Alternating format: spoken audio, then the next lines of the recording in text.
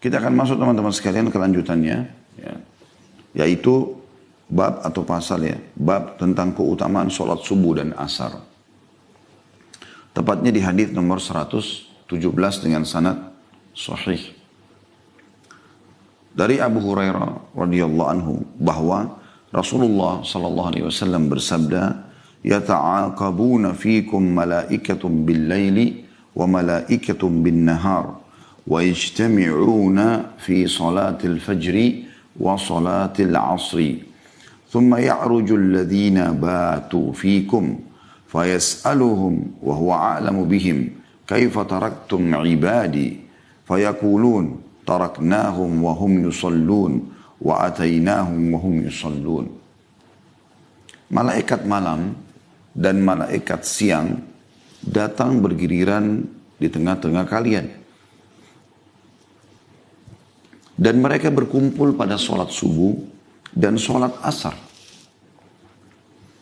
Kemudian malaikat yang bermalam di tengah-tengah kalian naik di waktu asar itu. Lalu Allah bertanya kepada mereka. Padahal dia Allah lebih tahu tentang mereka. Bagaimana kalian meninggalkan hamba-hambaku? Maka para malaikat menjawab, kami meninggalkan mereka dalam keadaan mengerjakan sholat. Dan kami datang kepada mereka dalam keadaan mereka mengerjakan sholat. Hadis ini diriwayatkan oleh Bukhari dan Muslim. Hadis ini tentu atau dalam bab ini cuma satu buah hadis yang diangkat. Dan kita insya Allah akan coba hubungkan dengan beberapa hadis dalam syarahnya. Kita akan coba seperti biasa membedah dulu hadis ini dan coba mengambil mutiara-mutiaranya. Semoga Allah berkahi insya Allah. Potongan pertama hadis adalah yata'aqabuna fikum malaikatun bil-laili wa malaikatun bin-nahar. Sesungguhnya malaikat malam dan malaikat siang datang bergiliran di tengah-tengah kalian. Berarti ini menunjukkan tentang adanya iman kepada malaikat. Dan malaikat adalah makhluk Allah sebagaimana Nabi SAW sebutkan dalam sebuah hadis yang sahih, diciptakan dari cahaya. Jin dari api dan manusia dari tanah.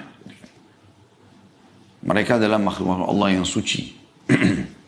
Mereka hanya patuh kepada Allah Subhanahu wa taala.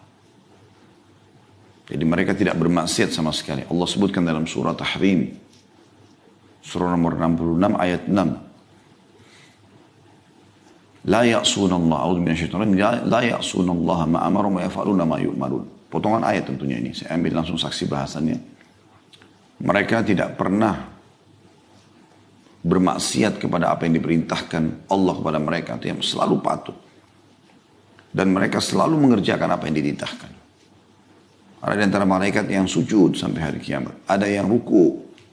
Dan mereka semua bertasbih. Ya, mereka semua bertasbih. Ini adalah rukun iman kita yang kedua. Kita beriman tentang keberadaan malaikat. Dan teman-teman bisa membaca di ayat-ayat pertama dari surah nomor 77 dan surah nomor 79. Ya. Sedikit kita ingatkan ini. Silakan dibuka teman-teman sekalian. Surah nomor 77 dan surah nomor 79. Kita akan baca ayat-ayat pertamanya ya. Kembali mengingatkan lagi tentang masalah malaikat. 77 Al-Mursalat.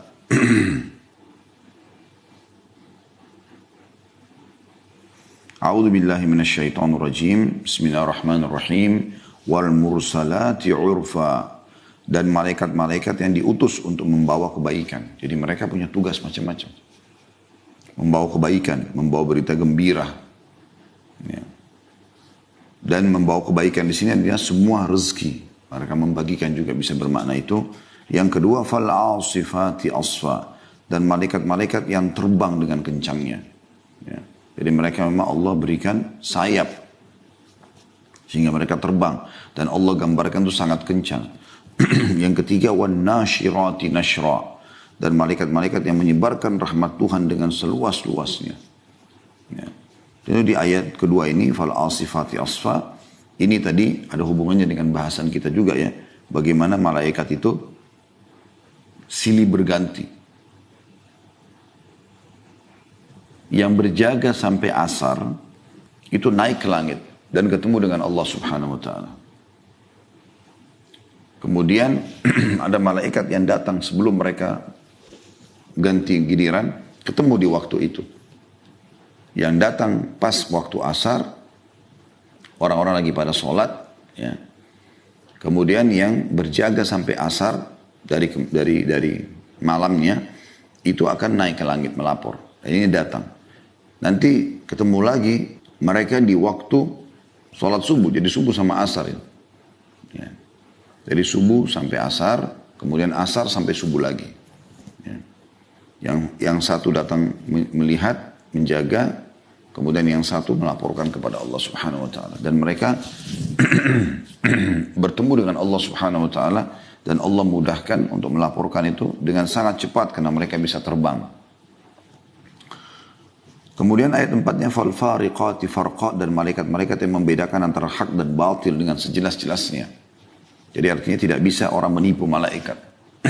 Anda bisa menipu manusia, bisa wajahnya senyum tapi hatinya gerutu misalnya, atau dia kelihatannya baik tapi ternyata dalam hatinya ada niat untuk melakukan satu keburukan atau kriminal atau kejahatan, maka malaikat tahu itu. Ayat 5-nya fal mulkiyati dzikra, dan malaikat-malaikat yang membawa wahyu. Ya. Kemudian selanjutnya kita pindah ke ayat atau surah 79. Ya. Surah An-Nazi'at. Di ayat-ayat pertamanya berbicara dengan malaikat juga. A'udzubillahi minasyaitonirrajim. Bismillahirrahmanirrahim. Wan-nazi'ati gharqa. Dan malaikat-malaikat yang mencabut nyawa dengan keras. Ini tentu dalam surah Al-Anfal disebutkan tentang orang-orang kafir, ya, yang dicabut dengan keras oleh para malaikat. Kemudian yang kedua, wan-nashitati nashta, dan malaikat-malaikat yang mencabut nyawa dengan lemah lembut orang-orang beriman. Sebagaimana Allah juga jelaskan dalam Al-Quran, ya. Kalau orang beriman akan meninggal dunia, maka para malaikat mengatakan, ya ayyatuhan nafsul mutmainnah, irji ila rabbiki radiyatan mardiyah. Hai orang-orang, hai jiwa orang-orang beriman, ya, jiwa yang tenang dengan keimanan, pulanglah kepada Tuhanmu, ya, yang dengan keridhaan atau diridhai dan penuh dengan ketenangan. Kemudian yang ayat 3-nya kita kembali tadi ke An-Nazi'at was-sabihati sabha, dan malaikat-malaikat yang turun dari langit dengan cepat. Nah ini tadi masuk dalamnya hadis ini juga bahasan kita. Naik turun ke langit melaporkan kepada Allah Subhanahu wa taala. Dan ini juga menandakan itu ada isbat kalau Allah Subhanahu wa taala ada di atas langit sana, ya. Kemudian yang keempat, fas-sabiqati sabqa, dan malaikat-malaikat yang mendahului dengan kencang. Lalu yang kelima, fal mudabbirati amra, dan malaikat-malaikat yang mengatur urusan dunia. Ya, jadi apapun sifatnya di dunia ini, maka para malaikat yang mengaturnya. Pergantian siang malam, itu tentu sesuai dengan perintah sang pencipta Allah. Kemudian populasi manusia, populasi jin, hewan-hewan, tumbuh-tumbuhan, dan seterusnya. Ya, semua itu. Jadi potongan pertama adalah adanya iman kepada malaikat. Ya. Kemudian bagaimana mereka bergilir dalam mengawasi manusia. Ya, mereka bertugas mengawasi manusia. Ini salah satu, ya, tugas yang Allah SWT bebankan kepada para malaikat. Mereka, walaupun Allah ala kulli syai'in qadir, Allah mampu mengerjakan apapun yang Allah inginkan, tapi Allah menciptakan makhluknya untuk diperintahkan mengerjakan apa yang dia inginkan. Kemudian mereka ini yang mengawasi manusia. Potongan keduanya di sini dikatakan wa yajtami'una fi salatil fajri wa salatil asri. Dan malaikat-malaikat yang menjaga ini saling bergiliran, mereka bertemu tepatnya di sholat subuh dan sholat asar. Makanya penulis menulis ini keutamaan sholat subuh dan asar. Karena di sholat subuh, malaikat yang sudah bertugas dari asar kemarin, itu akan naik melapor kepada Allah, dan yang akan berjaga dari subuh itu sampai asar, itu baru datang. Dan bersamaan, mereka datang bertepatan di waktu sholat. Di waktu sholat, ya. Sehingga malaikat yang naik ke langit melapor, Allah tanya, lagi apa hambaku? Maka mereka bilang lagi sholat, ya. Kami meninggalkan mereka lagi sholat. Dan pada saat asar dia datang, malaikat yang ini mau pergi lagi, juga melaporkan hal yang sama. Nah di sini teman-teman sekalian, potongan kedua dari hadis dan mereka berkumpul pada sholat subuh dan sholat asar, berarti kedua sholat ini punya keutamaan khusus. Nanti kita akan bacakan insya Allah keutamaannya. Ya. Dan ulama menitik beratkan dari 5 waktu sholat, tentu ini khilaf antara ulama, banyak sekali pendapatnya, tapi yang saya pernah baca, ya, sholat yang 5 ini yang paling afdal adalah sholat asar. Diambil daripada firman Allah Subhanahu wa taala, a'udzubillahi minasyaitonir rajim, hafidhu 'alas shalawati was shalatil wusta wa qumu lillahi qanitin. Jagalah salat-salat kalian, ya, dan salat pertengahan. Nah, salat pertengahan, salatul wusta ini banyak pendapat di antara ulama, tapi yang saya pegangi adalah itu pertengahan antara salat yang pagi, subuh sama duhur, pertengahan antara sholat yang malam, maghrib dan isya, maka dia adalah asar. Juga ada hadis Nabi SAW yang mengkhususkan di sini sholat asar. Siapa yang ketinggalan sholat asar, maka seakan-akan dia punya dunia dan hilang semua dari dia. Ya, karena memang luar biasa keutamaan sholat asar itu. Kemudian datang setelahnya subuh dengan isya. Nanti kita singgung insya Allah keutamaan-keutamaan 2 sholat ini, lalu kemudian datang duhur sama maghrib. Walaupun duhur sama maghrib, ya, di sini berada di posisi yang ketiga, tetapi tetap saja dia sholat wajib dan dia juga punya keutamaan khusus. Tapi di sini disebutkan subuh dan asar ini memang Allah SWT tentukan waktunya agar malaikat saling bergiliran. Kemudian selanjutnya potongan ketiga, kemudian malaikat yang bermalam di tengah-tengah kalian naik. Jadi yang mulai dari asar sampai subuh. Jadi dia ngawasin sholat asar, dia ngawasin sholat maghrib, ngawasin isya, ngawasin subuh. 4 sholat tuh. Akan naik. Nanti digantikan oleh malaikat lain, dia hadir subuh, duhur, asar. Pertanyaan sekarang, kenapa malaikat malam yang disebutkan di sini? Karena malaikat malam mengawasi 4 waktu sholat. Asar, dia datang, maghrib, isya, kemudian subuh. Baru dia naik melapor. Kalau yang datang subuh, dia hanya mengawasi 3 waktu sholat. Subuh, zuhur, dan asar. Asar diganti lagi dia, kan gitu. Seperti itulah. Makanya di sini dikatakan, kemudian malaikat yang bermalam di tengah-tengah kalian, jadi dia mengawasi dari asar sampai subuh, dan bukan cuma sholat saja, tapi seluruh amalan dia yang dia lakukan dari kebaikan dan keburukan akan diawasi dan dicatat. Lalu Allah bertanya kepada mereka. Jadi sampai di sini tentunya potongan yang ketiga ya. Jadi potongan pertama malaikat malam dan malaikat siang iman kepada malaikat dan mereka bergiliran. Potongan kedua mereka berkumpul pada sholat subuh dan sholat asar. Ini keutamaan yang kedua. Tentang keutamaan sholat ini akan kita sebutkan insya Allah. Potongan yang ketiga kemudian malaikat yang bermalam di tengah-tengah kalian, ya, naik. Ini potongan ketiga. Ya. Artinya mereka akan naik ke langit. Dan ini menandakan Allah Subhanahu Wa Taala berada di atas langit. Itulah sebabnya pernah ada seorang laki-laki atau seorang di Madinah lewat di hadapan Nabi SAW.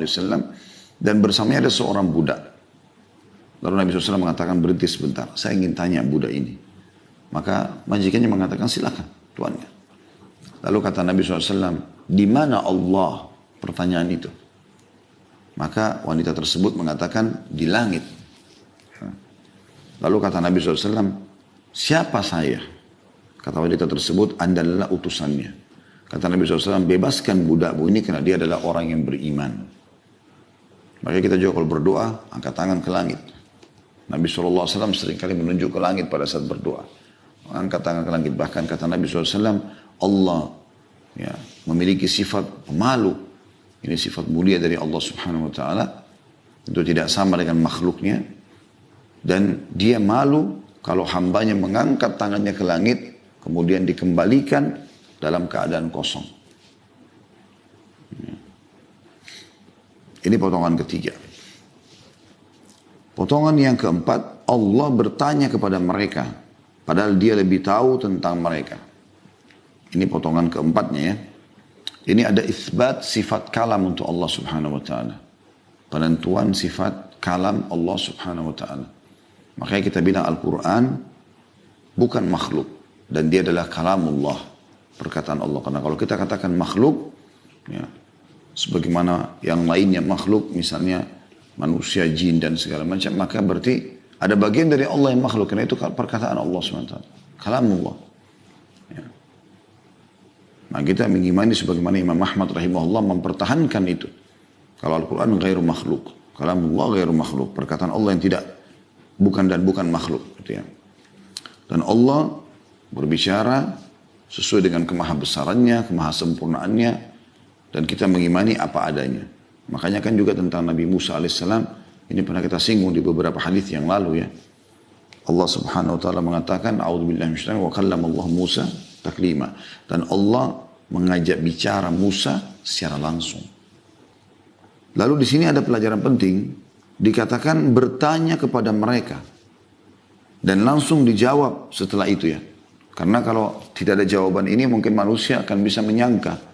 Oh berarti Allah ada yang tidak diketahui. Lalu dikatakan padahal dia lebih mengetahui tentang mereka. Maksudnya mengetahui tentang hamba-hamba yang di bumi. Dan juga para malaikat ini. Apa yang dikerjakan Allah tahu semua. Allahu ala kulli syai'in qadir.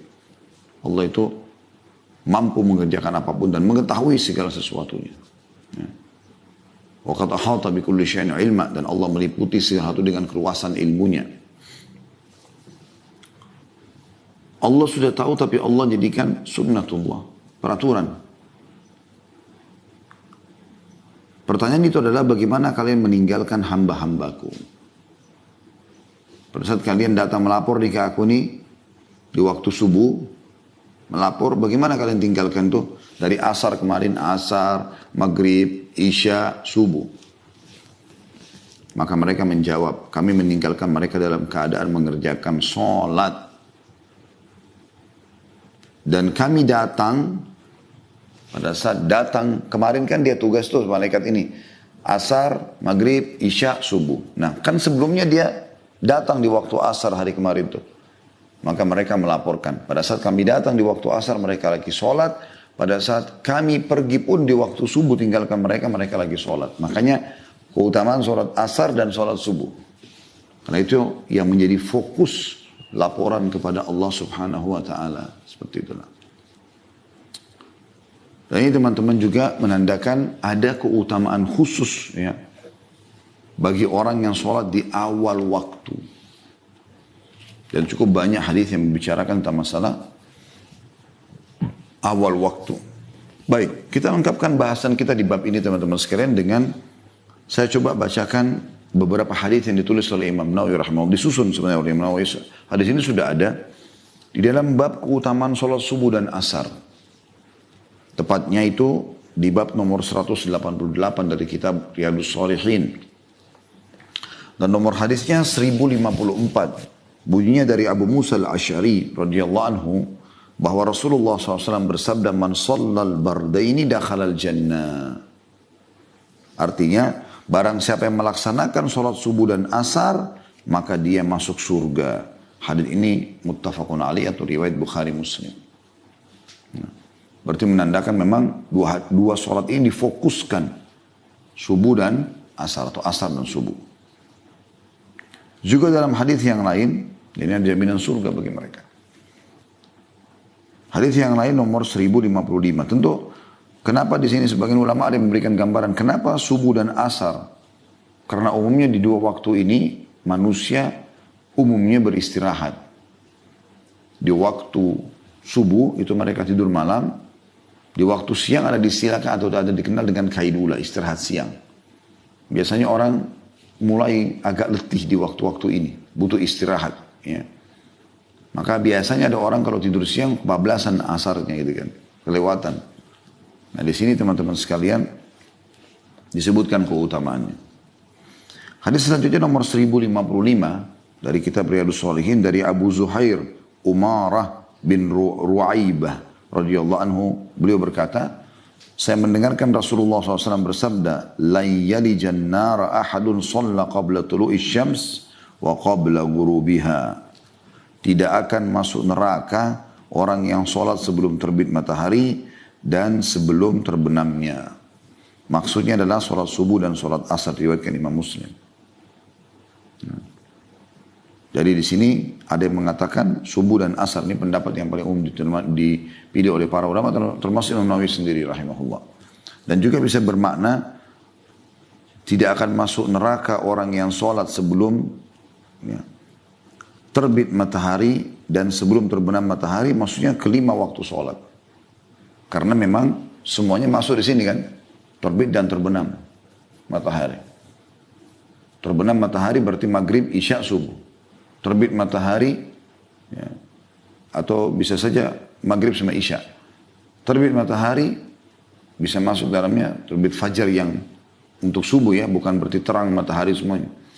Maka subuh, duhur, dan asar. Ini bisa masuk juga dalam makna ini tentunya. Juga dalam hadis diriwayatkan atau diangkat juga oleh Imam Nawawi nomor 1056 selanjutnya. Dari Jundub bin Sufyan radhiyallahu anhu, beliau berkata, Rasulullah SAW bersabda, "Man shalla subha fahuwa fi dhimmatillah. Fanzur ya ibna Adam, la yatrubannaka Allahu min dhimmatihi bi syai'." Barang siapa yang melaksanakan sholat subuh, maka dia berada dalam lindungan Allah. Ya. Maka perhatikanlah wahai anak Adam, jangan sampai Allah menuntutmu sedikit pun karena perlindungannya. Diriwayatkan oleh Imam Muslim. Artinya hati-hati, jaga. Jangan sampai kalian luput sholat subuh. Apakah itu berjamaah di masjid bagi laki-laki atau ibu-ibu sholat di rumah. Atau mungkin kayak zaman kita sekarang sholatnya di rumah karena adanya corona gitu kan. Terutama di zona merah kita bicara ya. Karena kita berharap tentu di zona hijau yang tidak ada masalah, tetap mereka menjaga sholat itu. Maka mereka berada di naungan Allah subhanahu wa ta'ala. Artinya mereka dijaga sama Allah sampai besok pagi lagi. Juga dalam hadis lain diangkat juga oleh Imam Nawawi nomor 1058. Saya rangkai nomor 1057-nya. Karena hadis 1057 adalah hadis yang sedang kita bahas ini. Yang ada di dalam sahih hadis qudsi tadi ya. Dari Jarir bin Abdullah al-Bajali radhiyallahu anhu, beliau berkata, "Kunna 'inda an-nabi sallallahu alaihi wasallam fa nadhara ila al-qamari lailatal badr. فقال إنكم سترون ربكم كما ترون هذا القمر لا تضامون في رؤيته فإن استطعتم ألا تغلبوا على صلاة قبل طلوع الشمس وقبل غروبها فافعلوا." Kami berada di sisi Nabi SAW, kata sahabat yang mulia Jarir radhiyallahu anhu. Tiba-tiba beliau melihat rembulan di malam purnama. Jadi kebetulan lagi terang langit, ada bulan terang. Ya, lalu beliau pun, kebetulan waktu itu di tanggal 14. Ya, kasus ya hadis ini beliau terang 14 pertengahan bulan itu biasanya terang bulan kan 13, 14, 15 kita dianjurkan puasa ya. Semua itu dijelaskan dalam riwayat lain. Ya. Fanadhara ila al-qamri lailata arba'asyara. Beliau melihat rembulan pada malam ke-14. Lalu beliau bersabda sallallahu alaihi wasallam, "Sungguhnya kalian akan melihat Rabb kalian sebagaimana kalian melihat rembulan ini." Nah, bagi teman-teman yang belum pernah lihat bisa melihat itu. Tapi bulan Hijriyah ya, tanggal 13, 14, 15. Nah, tanggal 14 itu puncak-puncaknya. Kita akan lihat bulan itu besar dan terang gitu. Maka Nabi SAW waktu lihat itu mengatakan kepada para sahabat, "Sungguhnya kalian akan melihat Rabb kalian sebagaimana kalian melihat rembulan ini." Maksudnya di hari kiamat nanti. Kalian tidak akan bersusah payah dalam melihatnya. Maka jika kalian mampu untuk tidak terlewatkan oleh sholat sebelum terbit matahari dan sebelum terbenam matahari, maka lakukanlah. Tentu yang dimaksud sini adalah tadi dua pendapat, ada yang mengatakan subuh sama asar, ada yang mengatakan 5 waktu sholat itu semua, karena semuanya masuk ya di istilah ini ya, sebelum terbit matahari dan sebelum terbenam matahari. Dan dalam riwayat yang lain nomor 1059 dari Buraidah radhiyallahu anhu, beliau berkata Rasulullah SAW bersabda, "Man taraka salat al-asri faqad habita amalu." Barang siapa yang meninggalkan salat asar maka terhapus seluruh amalnya. Diriwayatkan oleh Imam Bukhari. Ya. Jadi ini teman-teman sekalian kita bisa lihat bagaimana ya ancaman yang sangat tegas. Orang kalau tidak sholat subuh, ya, maka dia lepas dari naungan Allah. Dan dia kalau tidak sholat asar, meninggalkannya, maka hancur seluruh amal yang pernah dia lakukan. Dan ini yang menjadi bahasan kita tentunya dalam bab ini ya. Tentang keutamaan sholat subuh dan asar. Kita akan masuk selanjutnya teman-teman di bab yang selanjutnya. Dilanjutkan hadis. Ini kan nomor 117 hadisnya sahih ya.